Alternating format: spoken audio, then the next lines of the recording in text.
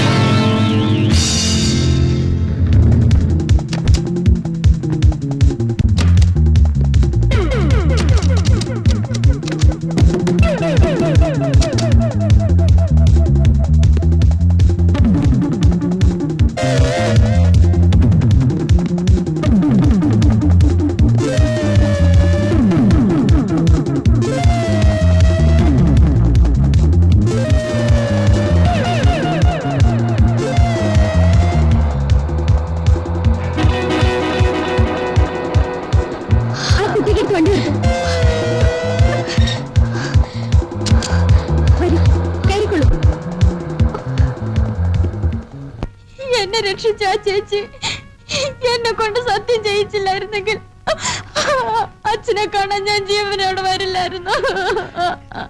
അറിഞ്ഞുകൊണ്ട് ചെയ്യുന്ന തെറ്റാണ് മോളെ പാപം. നീ പാപിയല്ല.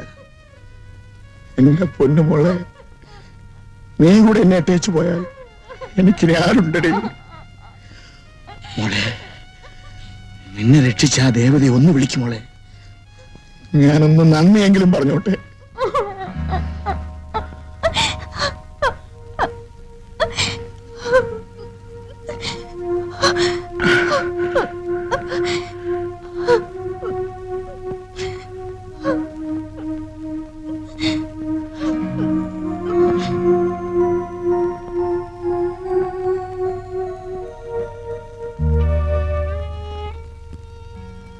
രാധമ്മയോ?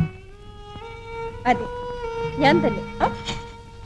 കുഞ്ഞെ, ഞാൻ നിന്നോടും നിന്റെ കുടുംബത്തോടും ചെയ്തിട്ടുള്ള മഹാപാപങ്ങളും ദ്രോഹങ്ങളും ഓർക്കുമ്പോ എന്റെ ദൈവമേ, എന്റെ പാപങ്ങളുടെ ഫലം ഞാൻ എണ്ണി അനുഭവിക്കുകയാണ് കുഞ്ഞെ. ഒരു വശമാകെ തളർന്ന് നരകദുരിതം അനുഭവിക്കുകയാണ് മോളെ. ഒരാശ്രയം ഇവളാണ്. ഇവൾക്ക് ഇങ്ങനെയും. നിങ്ങൾ എന്നെ കൊണ്ടുവിട്ട അതേ സ്ഥലത്ത് എനിക്ക് ഇവളെ കൊണ്ടുവിടാമായിരുന്നു. ഞാനത് ചെയ്തില്ല. നിങ്ങൾ ചെയ്ത ദ്രോഹത്തിന് ഈ പെൺകുട്ടി എന്ത് പിഴച്ചു? അച്ഛനമ്മമാർ ചെയ്യുന്ന പാപം മക്കളുടെ തലയിൽ വീഴുന്നു പറയുന്നത് ശരിയാണ് മോളെ. ഇല്ലെങ്കിൽ ഇവൾക്ക് ഈ ചതി പറ്റണോ? ഇവൾക്ക് പറ്റിയ അബദ്ധം നമ്മൾ മാത്രമേ അറിഞ്ഞിട്ടുള്ളൂ. മറ്റാരെയും അറിയിക്കാതെ ഇവൾക്കൊരു ജീവിതം കൊടുക്കാൻ സാധിക്കുമെങ്കിൽ അതിന് ശ്രമിക്കൂ. പറ്റുന്നില്ലെങ്കിൽ വിധി എന്നോർത്ത് സമാധാനിക്കൂ. അവളെയെങ്കിലും നഷ്ടപ്പെടാതെ നോക്കുന്നത് ഇനിയുള്ള കാലം നിങ്ങൾക്ക് ആവശ്യമാണ്.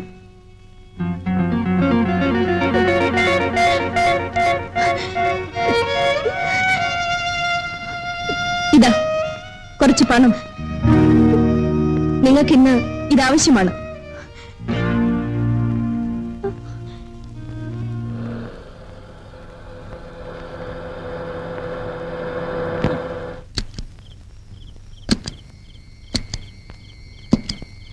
നമസ്കാരം. പീതാംബരം വന്നോ? അദ്ദേഹം ഉടനെ എത്തും. വേണ്ട കാര്യങ്ങളൊക്കെ ഏർപ്പാട് ചെയ്തിട്ടുണ്ട്. വന്നാട്ടെ.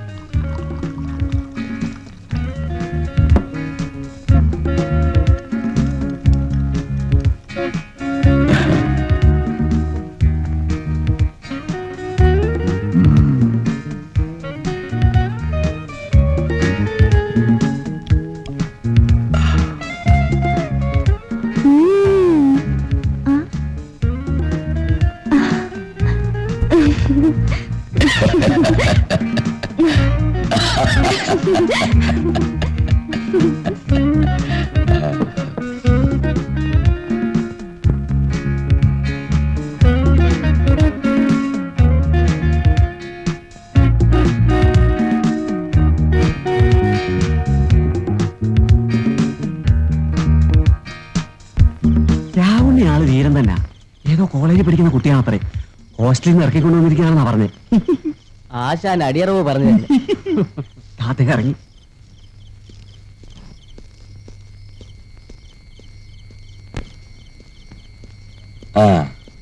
മിസ്റ്റർ പീതാംബരന്റെ ഏർപ്പാടുകളെല്ലാം ഭംഗിയായി. ഞാൻ നിൽക്കുന്നില്ല, ഇന്ന് തന്നെ അങ്ങ് എത്തണം. അപ്പൊ നാളെ ഞാൻ വന്ന് കാണാം. ആയിക്കോട്ടെ. മിസ്റ്റർ പീതാംബരൻ, ആ കുട്ടിക്ക് ഇന്ന് എന്നെ ഹോസ്റ്റലിൽ പോകാൻ പറ്റില്ലെന്നാ പറയുന്നത്. നാളെ വിട്ടാ മതി. അതൊക്കെ ഞാൻ നോക്കിക്കോളാം. ആശാൻ പോണം.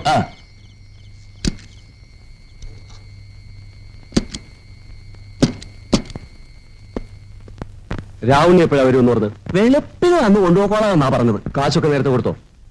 ഇതെന്നെ ഏൽപ്പിച്ച കാര്യമല്ലേ. ഒരു പരാതിയും വരാതെ ഇടപാട് കഴിഞ്ഞ് കണക്കും ബാക്കിയും ഞാൻ സാറിനെ ഏൽപ്പിച്ചോളാം. പിന്നെ വെറുതെ സമയം കളയണോ? നീ എന്നെ ചീത്തയാക്കി അടങ്ങും. ഏതായാലും സാറ് കാശ് മുടക്കിയതാ. വെളുക്കുന്നത് വരെ സമയവുമുണ്ട്. പാർട്ടി പുതിയതാ, ഇതുവരെ നമ്മുടെ ലിസ്റ്റിൽ വന്നിട്ടുമില്ല. ഓഹോ, അങ്ങനെ ഒരു സംഗതി ഉണ്ടല്ലോ. ശരി.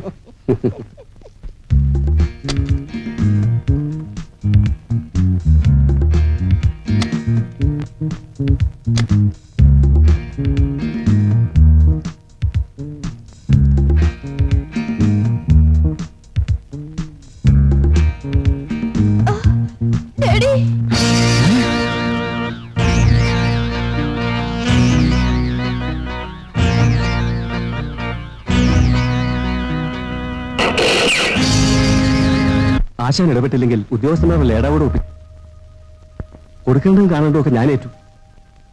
സംഗതി ആത്മഹത്യയായിരിക്കണം. പെൺകുട്ടി ഏതാണെന്ന കാര്യം പുറത്തറിയരുത്. നമുക്ക് രണ്ടുപേർക്കും ആപത്താണ്. ശരി, അതെ ശരി, ഞാൻ പിന്നെ വിളിക്കാം.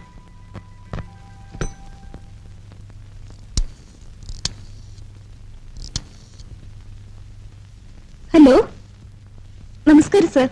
കോൺട്രാക്ടർ പീതാംബരന്റെ വീട്ടിൽ നിന്നാ രാധയാ സംസാരിക്കുന്നത്. അതെ, ആ പെൺകുട്ടി പീതാംബരൻ മുതലാളിയുടെ മകള് തന്നെ. കൊന്നത് ആ കുട്ടിയുടെ സ്വന്തം അച്ഛനും. ഉന്നതരായ മറ്റൊരാൾ കൂടി ഇടപെട്ടാണ് സംഭവം. അതുകൊണ്ട് കൊലപാതകവും ആത്മഹത്യയും പെൺകുട്ടി അജ്ഞാതയുമാക്കാനുള്ള നീക്കങ്ങളാണ്. നടപടികൾ എടുത്തുന്നോ? എനിക്ക് വിശ്വസിക്കാൻ പ്രയാസമായിരിക്കുന്നു. അയച്ചു കഴിഞ്ഞോ? എടീ, ഇയാൾക്കാണിപ്പോ ഫോൺ ചെയ്തത്. മന്ത്രിക്ക് പോലും വഴങ്ങാത്ത ആ ഐജിക്ക് പറഞ്ഞത് ഈ കേസിന്റെ കാര്യം തന്നെ. ഏത് കേസ്? ഏത് കേസെന്ന് നിങ്ങൾക്കറിയില്ലേ? ഓ, എങ്ങനെ ഓർക്കാനാണ്? ദിവസവും എത്രയോ കേസുകളാണ് നിങ്ങൾ ഉണ്ടാക്കുന്നത്. പക്ഷേ ഇതങ്ങനെയല്ലല്ലോ. ഒന്നുമില്ലെങ്കിലും സ്വന്തം മകനല്ലേ. അലറുന്ന എന്തിന്? പെൺകുട്ടികളുടെ ശരീരം ഉപയോഗപ്പെടുത്തി പെർമിറ്റും ലൈസൻസും കോൺട്രാക്റ്റും പണവും പ്രതാപവും നേടിയ നിങ്ങൾക്ക് ദൈവം തന്ന ശിക്ഷയാണിത്. സ്വന്തം മകളെ കാര്യസാധ്യത്തിനായി മറ്റൊരാളിന്റെ കിടക്കറയിലേക്ക് പറഞ്ഞുവിടാൻ നിങ്ങൾക്ക് തന്നെ ഇടയായല്ലോ. ആരെയും എന്തും ചെയ്യാനും മടിക്കാത്ത ഒരു ഭയങ്കര ക്രിമിനലാണ് നിങ്ങളെന്ന് എനിക്ക് മനസ്സിലായതുകൊണ്ടാണ് നിങ്ങളെ നിയമത്തിന്റെ മുമ്പിൽ നിർത്തി ശിക്ഷിപ്പിക്കണമെന്ന് ഞാൻ തീരുമാനിച്ചത്. എന്നാൽ ഞാനും ചിലത് തീരുമാനിച്ചിട്ടുണ്ട്. നീ ഇനി ജീവിച്ചിരിക്കാൻ പാടില്ല. You are under arrest.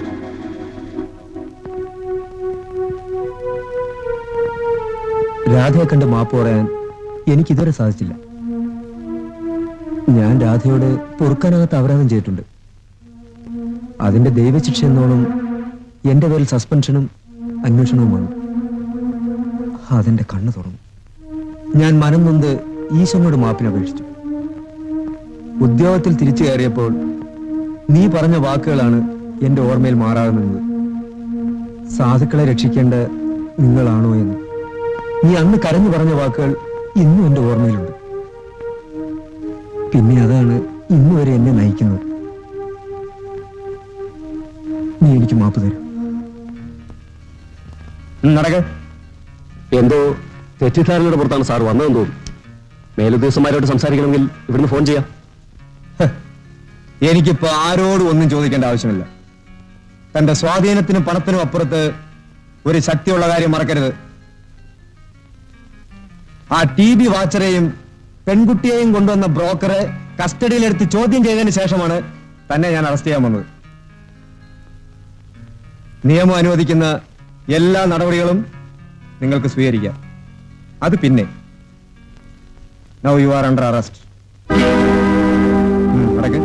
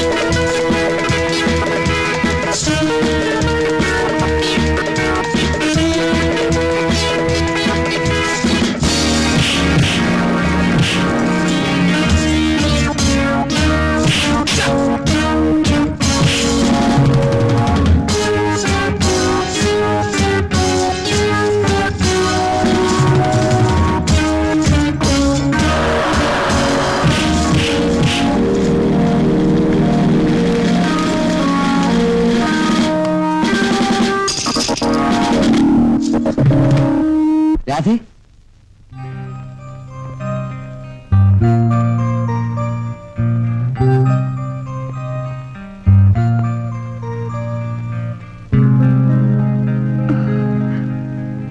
ഇല്ല, ഞാൻ അങ്ങേ തൊടാൻ പോലും അർഹയല്ല. നീ അങ്ങനെ പറയരുത്. ഒന്നും നിന്റെ കുറ്റം കൊണ്ടല്ല. എല്ലാം അറിഞ്ഞിട്ട് തന്നെയാണ് ഞാൻ വന്നത്. നിന്നെ സ്വീകരിക്കാൻ തന്നെയാണ് ഞാൻ വന്നത്. നിന്നെ ഇവിടെ നിന്ന് കൊണ്ടുപോകാൻ തന്നെയാണ് ഞാൻ വന്നത്. പാടില്ല, ഒരിക്കലും പാടില്ല. അങ്ങ് വരരുതായിരുന്നു, എന്നെ കാണരുതായിരുന്നു.